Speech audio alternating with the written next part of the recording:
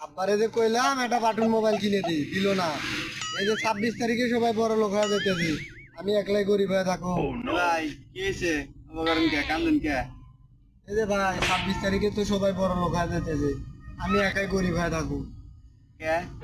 এই যে সবাই বড় মোবাইলে এমনি করে করে টাকা কামাই করতেছে, আমার তো বড় মোবাইল নাই। আব্বারে কইলাম যে একটা ফোন কিনে দিল না।